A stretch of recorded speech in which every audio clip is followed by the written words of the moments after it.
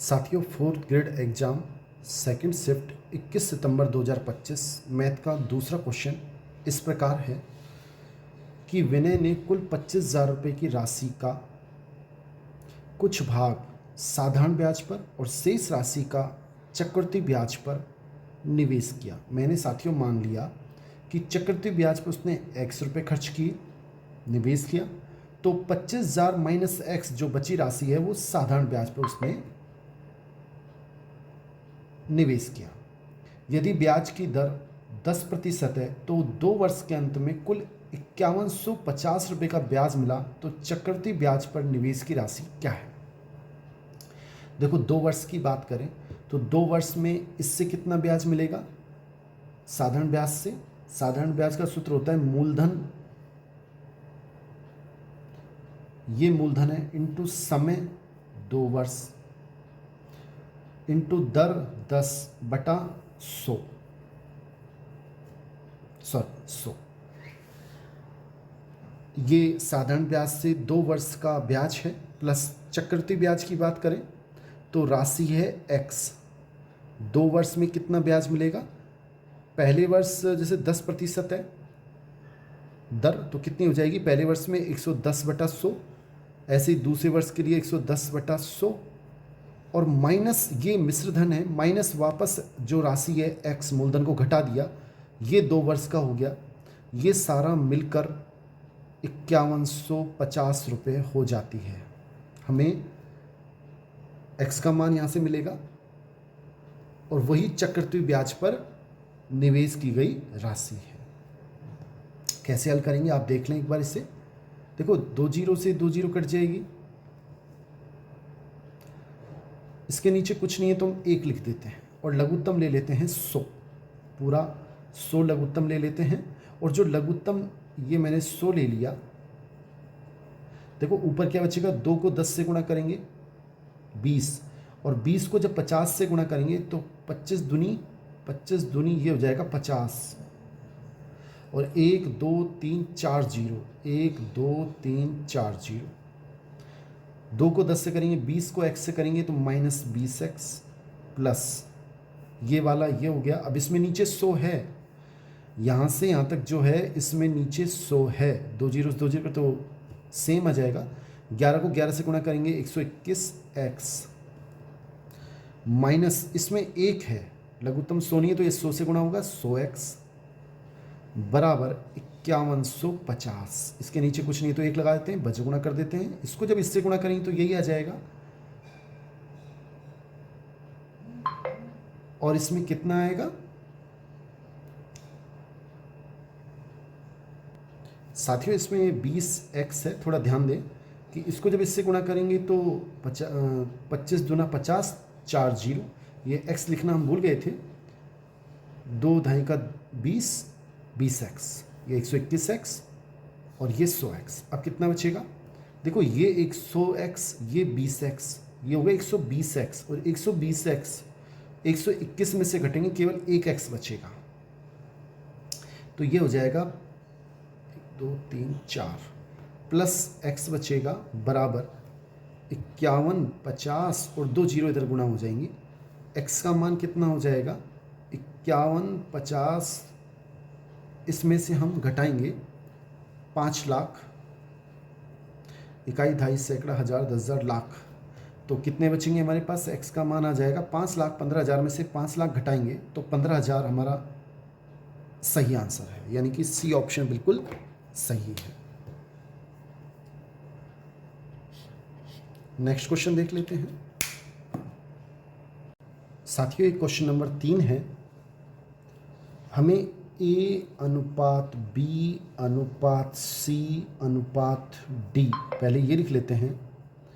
हमें A अनुपात B दे रखा है 2:3,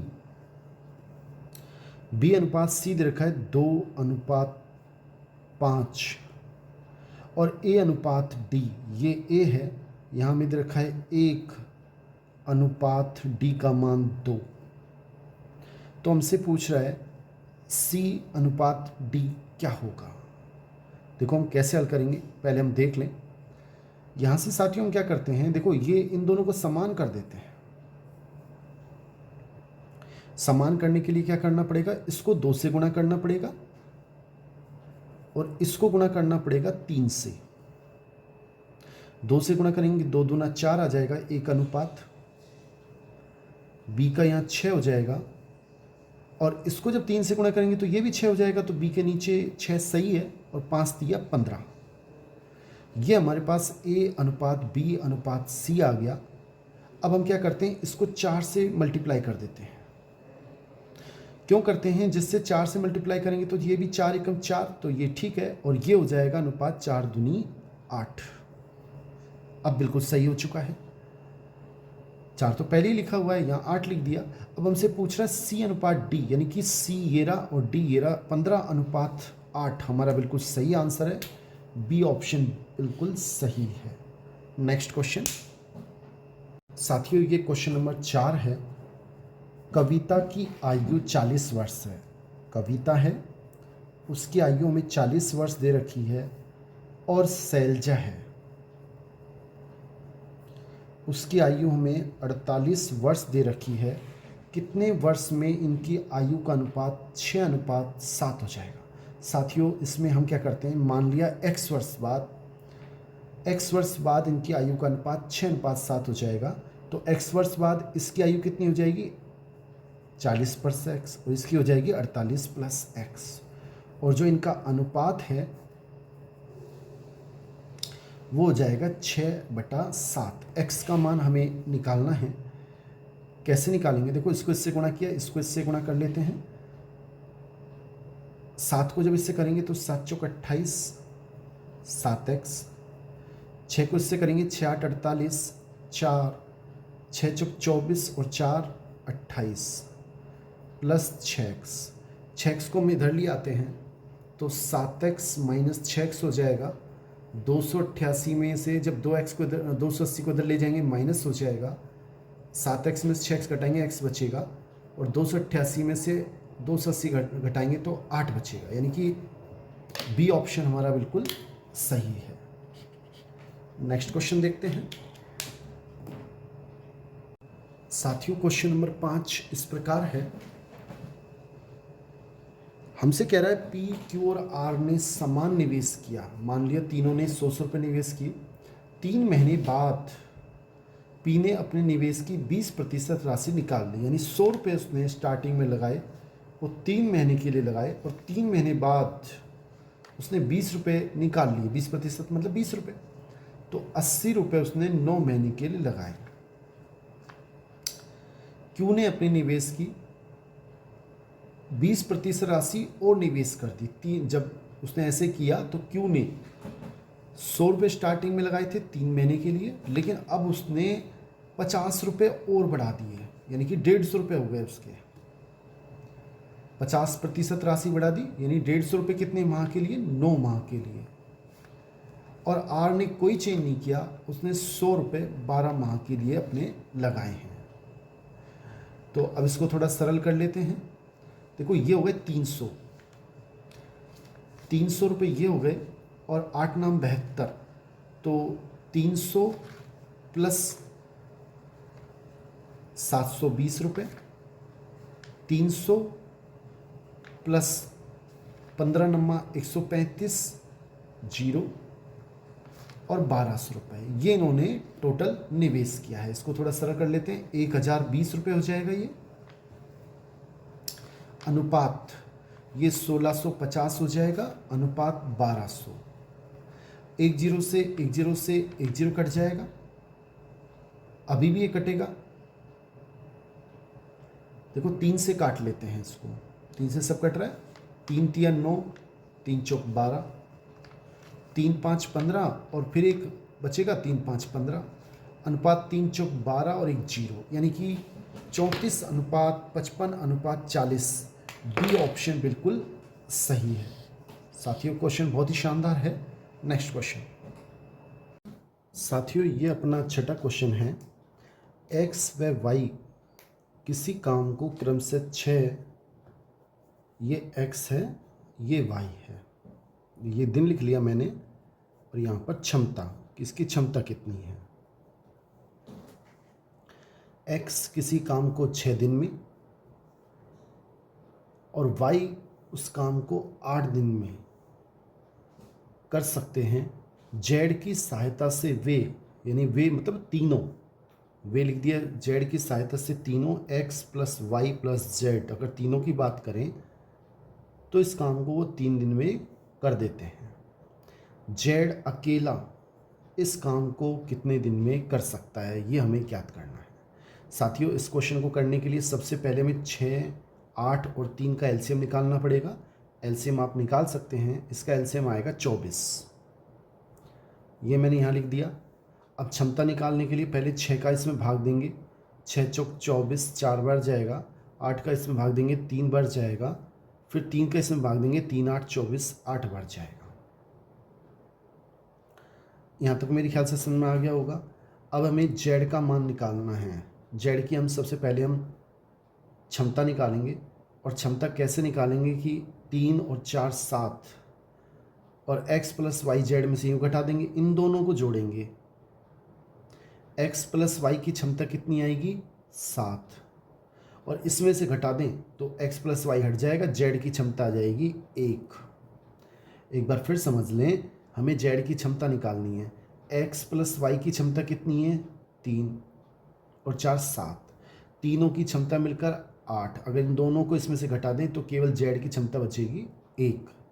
अब 1 का जब क्षमता का इसमें भाग देंगे 24 में तो 24 बार जाएगा, ये इसका मतलब 24 दिन, z को कितने दिन लगेंगे 24 दिन लगेंगे।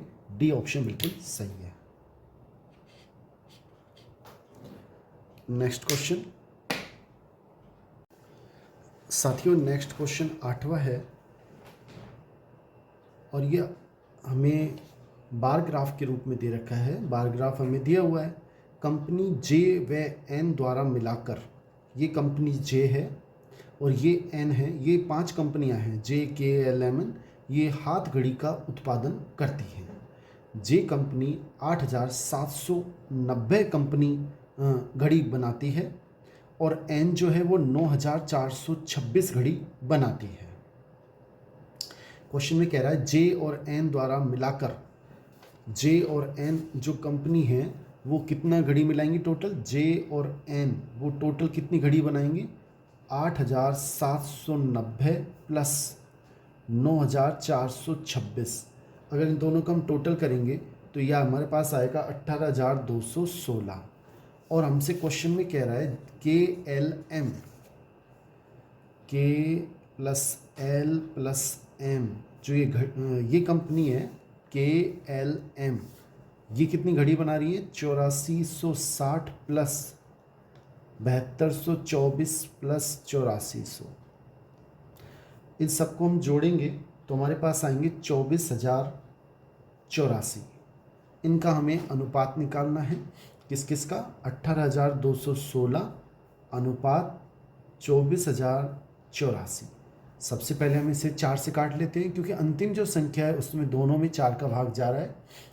4 से जब हम इसे काटेंगे, इसमें जाएगा 4 चौक 16, 2 बचे, 2 उतार लिए, 4 पंजे 20, फिर 2 बचेंगे, 1 उतार लिए, 4 पंजे 20, 1 बचेगा, 4 चौक 16। इसमें भी जब 4 का भाग देंगे तो पहले इसमें 4 छकी 24, फिर इसमें नहीं जाएगा, 0 लिख देंगे, 4 दूनी 8 और 4 एकम 4। अब हम इसमें 9 का भाग देंगे, क्यों, क्योंकि टोटल में इसमें देखो इनका 6 और 2 8 और 1 9, टोटल में 9 हो रहा है, 9 का भाग जाता है, इसमें भी 9 18 आएगा, 9 का भाग दोनों में चला जाएगा। 9 का भाग जब इसमें देंगे तो इसमें कितनी बार जाएगा 9 5 45, 5 उतारेंगे, भाग नहीं जाएगा, 0 लिख लेंगे, 9 छकी 54 यानी 506 बार इसमें देंगे। 9 छकी 54, कितना बचेगा 6, फिर 2 उतार लेंगे, 9 छकी 54 और 54 जब इसमें से घटाएंगे तो 8 बचेगा, ये 1 और उतार लेंगे, 9 नाम 81, यानी कि 506 अनुपात 669, यानी बी ऑप्शन बिल्कुल सही है, ये इनका अनुपात रहेगा। नेक्स्ट क्वेश्चन देख लेते हैं साथियों। नेक्स्ट क्वेश्चन 9वां इस प्रकार है कि 5/6, 2/9 व 4/27 से पूर्णतः विभाजित सबसे छोटी से छोटी देखो छोटी से छोटी की बात करें तो इसको मतलब हमें एलसीएम निकालना है। एलसीएम का मतलब होता है लोएस्ट कॉमन मल्टीपल, और अगर बड़ी से बड़ी की बात करें तो हमें एचसीएफ निकालना है, हाईएस्ट। अब हम एलसीएम निकालेंगे, किस किस का एलसीएम निकालना है, 5/6 कॉमा 2/9 कॉमा 4/27। एलसीएम कैसे निकालते हैं भिन्न संख्या का, कि ऊपर की जो संख्या है उसका तो आप एलसीएम ही निकाल दें, 5 का, 2 का और 4 का, और जो नीचे संख्या है उसका आपको एचसीएफ निकालना पड़ेगा, 6, 9 और 27 का। अगर हमें इस पूरे का भिन्न संख्या का एचसीएफ निकालना होता तो ऊपर का एचसीएफ, नीचे का एलसीएम। अब हम एलसीएम निकाल लेते हैं 5, 2 और 4 का।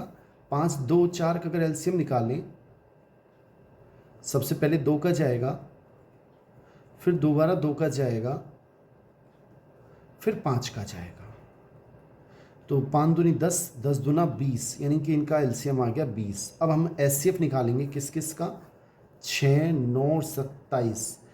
एचसीएफ कैसे निकालते हैं, कोई एक संख्या देखनी है जिसका भाग तीनों में जाना चाहिए। जैसे 3 का भाग जा रहा है, 3 दूनी 6, 3 तिया 9, 3 आम 27।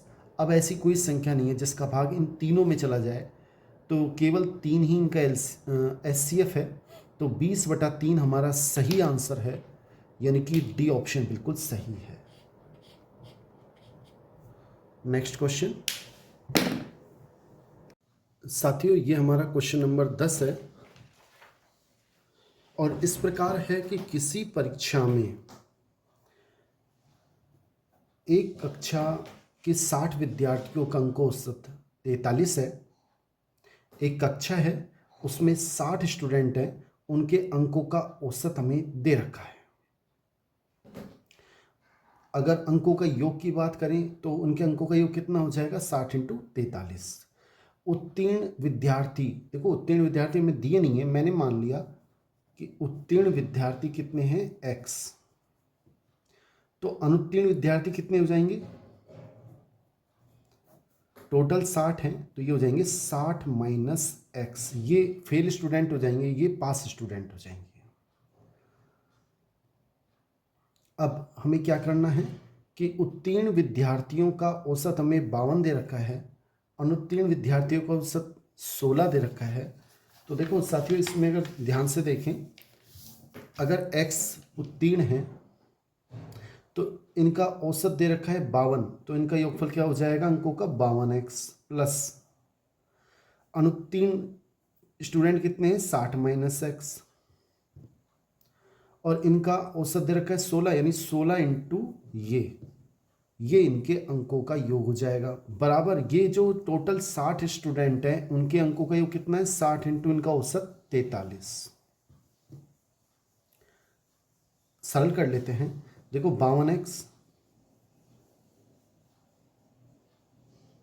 16 × 6 = 96, 960 - 16x बराबर 6 × 3 = 18, हासिल पाई 1, 6 × 4 = 24 और 1 25 और 1 0। 52x में से 16x घटाएंगे तो हमारे पास 36x बचेंगे, और 25 80 - 960, ये जब प्लस का 960 इधर जाएगा तो माइनस का हो जाएगा, 2580 - 960, इसमें से घटाएंगे तो 36x, 1620 बचेंगे। अब हम x का मान निकाल लेते हैं, तो x का मान हो जाएगा 1620/36, भाग देते हैं इसमें। 1620 में जब 36 का भाग देंगे तो ये 6 दूनी 12, यानी कि 3 बार जाएगा, 3 चौक 12, 3 5 15, 5 बार दे लेते हैं, 5 चंग 30, 3 5 3 15 और 3 18, ज़्यादा हो जाएगा तो हमें 4 बार देना होगा, 4 6 24, 2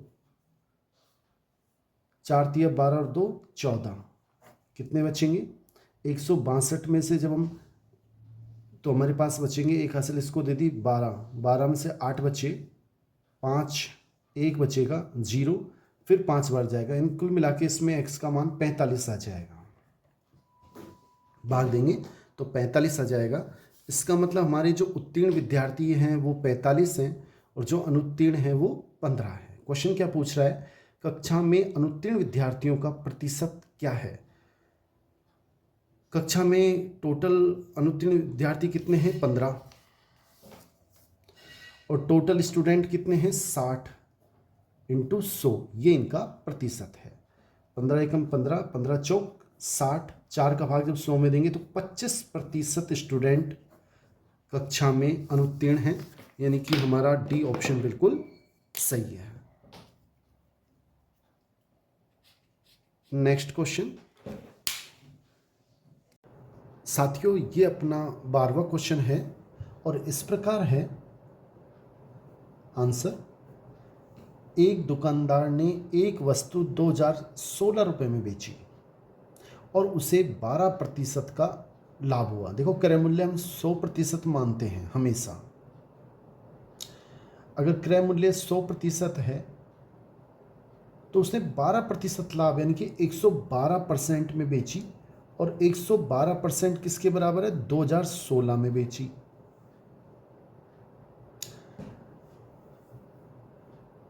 अब हमसे क्वेश्चन कह रहा हुआ तो 20% लाभ प्राप्त करने के लिए उसे वह वस्तु कितने में बेचनी चाहिए होगी। 20% लाभ करने के लिए देखो क्रय मूल्य होता है 100%, 20% लाभ के लिए उसे 120% में बेचनी होगी, यानी 120% का मान हमको निकालना है। देखो यहाँ से बात करें 1% की तो 2016 में भाग देना पड़ेगा 112 का, ये 100%, और 120% का मान क्या हो जाएगा, 2016 बटा 112 इंटू 120, दोनों तरफ मैंने 120 से गुणा कर दिया। सरल कर लेते हैं इसे। देखो 4 से काट लेते हैं, 4 से काटेंगे तो ये 4 दूनी 8, 3 बचेंगे, 4 8 32, 4 तिया 12, 0। फिर 4 से काट लेते हैं, 4 7 28, यहाँ पे काटेंगे तो 4 पंजा 20, इसमें भाग नहीं जाएगा, फिर 4 चौक 16। 7 से कट रहा है, 7 एकम 7, 7 तो 7 तो 49, 1 बचा, 7 दूनी 14, यानी कि 72 गुणा 30 बचे, 3 दूनी 6, 3 7 21, 216 यानी 2120, 2160। सी ऑप्शन बिल्कुल सही है। नेक्स्ट क्वेश्चन साथियों, ये हमारा क्वेश्चन नंबर 13 है और इस प्रकार है कि एक विक्रेता ने 2 बाइकें 18,000 रुपये में बेची। एक बाइक पर उसे 2 बाइक हैं, एक पर उसे 20% लाभ हुआ, मतलब 120% 18,000 के बराबर है। यहाँ से हम क्रय मूल्य निकाल लेते हैं। ये विक्रय मूल्य है, बेचना मतलब विक्रय मूल्य है 18,000 रुपये, तो 1% का मान कितना आ जाएगा, 18,000 बटा 120। हमें निकालना है 100%, क्यों, क्रय मूल्य होता है 100%, वो हो जाएगा 18,000 बटा 120 गुणा 100। सरल कर लेते हैं। देखो ये 1 0 से 1 0 कट जाएगा, 12 का भाग इसमें देंगे तो 12 एकम 12, 6 बचेंगे, 12 पंजे 60, 1500 और 1 0 ये, तो ये आ गया हमारे पास क्रय मूल्य 15,000 रुपये। तो क्रय मूल्य तो हो गया 15,000 रुपये और विक्रय मूल्य हो गया 18,000 रुपये। ये तो फर्स्ट चीज़ के लिए हो गया, फर्स्ट बाइक के लिए। सेकंड बाइक के लिए हम बात करें तो दूसरी बाइक पर 10% की हानि हुई, मतलब उसने 90% में बेच दिया, वो 18,000 के बराबर है, बेचा 18,000 रुपये में, तो 1% हो जाएगा 18,000 बटा 90, 1 0 से 1 0 कट गई, 9 दूनी 18, 200। हमें निकालना है 100%, क्रय मूल्य निकालना है। क्रय मूल्य 100% होता है, दोनों और 100 से गुणा करेंगे तो ये हो जाएंगे 20,000। ये क्रय मूल्य आ गया 20,000 और विक्रय मूल्य कितना है 18,000। साथियों टोटल लेन देन में अगर टोटल क्रय मूल्य की बात करें तो टोटल क्रय मूल्य कितना हो गया, देखो ये 15,000, ये 20,000, ये हो गया 35,000। और टोटल विक्रय मूल्य की बात करें तो 18 दूनी 36, 36,000 रुपये हमारा। अब हमें क्या हुआ, इसमें लाभ हुआ। कितने का लाभ हुआ भाई, क्रय मूल्य अपना 35,000 है, 35,000 में खरीदी, 36,000 में बेच दी, 1,000 का हमें लाभ हुआ। हमें इसमें प्रतिशत निकालना है, तो लाभ बटा क्रय मूल्य यानी 35,000 इंटू 100। 2 जीरो से 2 जीरो कट जाएगी, 1 जीरो से 1 जीरो कट जाएगी, 100 और बटा 35 है, 5 से काट लेते हैं, 5 दूनी 10 और 0 नीचे, 5 सत्ता 35, 20 बटा 7। और 20 में जब 7 का भाग देंगे, 7 दूनी 14, 6 बचेगा, ये 2 सही, 6 बटा 7, ये हमारा सही आंसर है, यानी कि बी ऑप्शन बिल्कुल सही है। नेक्स्ट क्वेश्चन साथियों, नेक्स्ट क्वेश्चन 14वां, यदि किसी वर्ग की प्रत्येक भुजा को 20% बढ़ाया जाए तो वर्ग का क्षेत्रफल कितने प्रतिशत वृद्धि होगी। देखो साथियों, उसको दो तरीके से निकाल सकते हैं। उसमें भुजा गुणा भुजा होता है, यानी कि ये वर्ग है और वर्ग का जो क्षेत्रफल होता है वो भुजा गुणा भुजा होता है। अब इस भुजा में 20% वृद्धि कर दी, इसमें भी 20% वृद्धि कर दी, तो एक तरीका तो है, इसमें सूत्र होता है a प्लस बी गुणा ए बी बटा 100। इस तरीके से आप निकाल लें तो a का मान 20% वृद्धि करी, इसमें भी 20% वृद्धि करी, और 20 इंटू 20 बटा 100, 2 जीरो से 2 जीरो कट जाएगी, 20 और 20 40, 2 दूना 4, 44% की वृद्धि होगी। सी ऑप्शन बिल्कुल सही है। एक तरीका और भी है साथियों, आप ऐसे भी कर सकते हैं कि जो वर्ग है उसका क्षेत्रफल होता है भुजा स्क्वायर। अब 20% की वृद्धि कर दी भुजा में, यानी कि 120% को हम लिखते हैं, यानी 120% उसको लिखते हैं 120 बटा 100। 0 से 0 कट गया, 2 से काटेंगे तो 2 पंजे 10 और 2 छिकी 12, मतलब जो भुजा, ये पुरानी भुजा, ये नई भुजा, इसको न्यू लिख देते हैं, नई भुजा। अब भुजा पुरानी कितनी है, इसमें पुरानी है जो 5 थी, उसको अब 6 हो गई। क्षेत्रफल क्या हो जाएगा, क्षेत्रफल हो जाएगा जो 5 था पुरानी भुजा का, तो 5 का वर्ग होता है 25, 6 का वर्ग होता है 36। तो इसमें क्षेत्रफल में वृद्धि हुई, कितने की वृद्धि हुई, 11 की। 25 से बढ़कर 11, तो 11 की तो वृद्धि हुई, इन बटा पुराना क्षेत्रफल कितना है 25 इंटू 100, ये प्रतिशत में आ जाएगा। 25 चौक 100, 11 चौक 44, 44% हमारा सही आंसर है। ये सेकंड तरीका है, अगर आप जो अच्छा लगे कर सकते हैं। नेक्स्ट क्वेश्चन साथियों, ये अपना 15वां क्वेश्चन है कि इसमें हमें दे रखा है साधारण ब्याज पर एक निश्चित धनराशि 5 वर्ष में 13,080 रुपये और 8 वर्ष में 16,023 रुपये हो जाती है, तो ब्याज की वार्षिक दर क्या है। देखो 3 वर्ष का हम ब्याज निकाल लेंगे कि कोई भी धनराशि है, मूलधन, वो 5 वर्ष में इतना, 8 वर्ष में इतना, अगर हम इसमें से घटाएंगे तो 3 वर्ष में हमारे पास ब्याज आ जाएगा 16,023 में से घटाएंगे 13,080 रुपये, तो हमारे पास बचेंगे यहाँ पे 2,943 रुपये। ये 3 वर्ष का ब्याज है। 1 वर्ष के ब्याज की बात करें, 1 वर्ष का ब्याज वो कितना हो जाएगा, 2,943 में हमें भाग देना पड़ेगा 3 का, तो वो हमारे पास हो जाएगा 981 रुपये। ये हमारे पास 1 वर्ष का ब्याज है।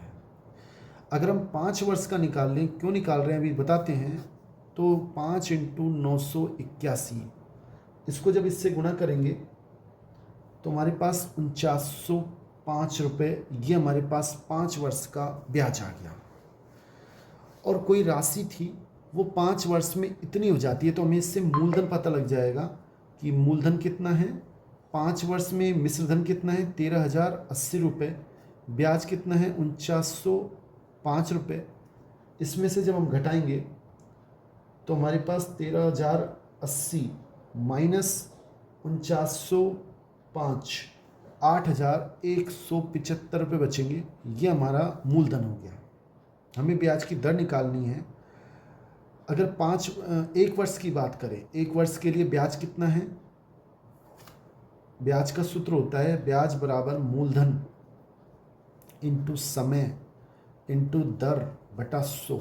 हमें दर निकालनी है। ब्याज है 981, मूलधन है हमारे पास इंटू समय, एक दर हमें निकालनी है, आर मान लेता हूँ, बटा 100। हमें आर का मान निकालना है।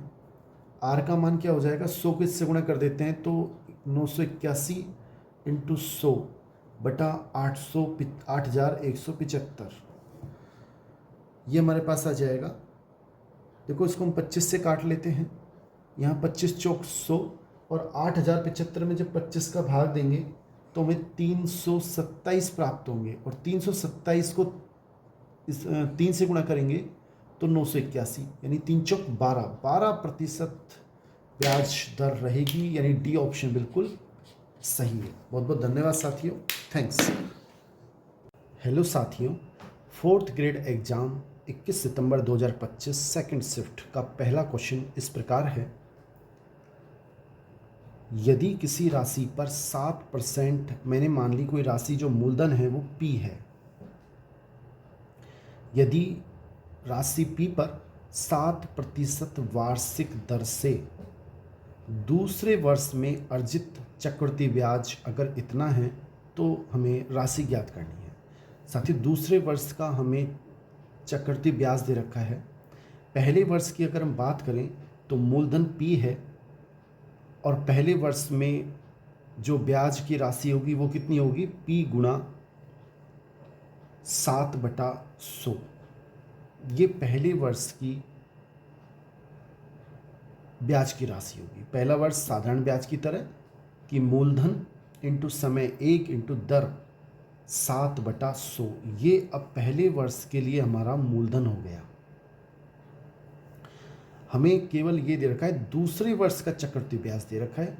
ये पहले वर्ष का ब्याज है। अब एक तरह से मूलधन की तरह काम करेगा। इस ब्याज का इंटू 7/100 इंटू, अब हम निकालना है चक्रवृद्धि ब्याज कि दूसरे वर्ष में अर्जित चक्रवृद्धि ब्याज कितना, फिर दोबारा 7% लगेगा तो 107/100। अब की बार 107 लगाएंगे। क्यों लगाएंगे 107? क्योंकि एक तो यही हो गया 100% प्लस 7, 107% इज इक्वल टू, हमें दे रखा है 15,729। ये हमें दे रखा है। चाहे तो हम ऐसा कर सकते हैं, ये कैसे आया है कि हमने मूलधन तो एज इट इज लिख दिया, प्लस P गुणा 7/100 गुणा 7/100। हम इसको ऐसे भी लिख सकते हैं, ये पहले वर्ष के लिए, ये दूसरे वर्ष के लिए।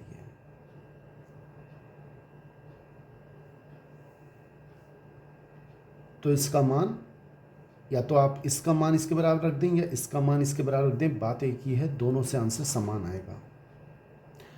P का मान कितना हो जाएगा? देखो ये इसमें अगर हम जब काटेंगे तो 7, और इसको जब इससे काटोगे तो ऊपर ये काटने पर हमारे पास 21 बचेगा। आप काट के देख लें, 107 का इसमें भाग दें और फिर दोबारा 7 का दें। 100 इधर जाके गुणा होंगे तो P का मान आ जाएगा 21 गुणा 40, यानी कि 2,10,000 रुपये। हमारा बिल्कुल सही आंसर है, सी ऑप्शन बिल्कुल सही है। साथियों, इसको दो तरीके से कर सकते हैं, पहले वर्ष का ब्याज प्लस दूसरे वर्ष का ब्याज फिर दोबारा 7%, इसको बराबर इसके रख दें, या ऐसे कर सकते हैं पहले वर्ष का ब्याज फिर इंटू दूसरा हो जाएगा 107%, बराबर ये रख दें, तो भी दोनों तरीकों से ठीक है। Next question.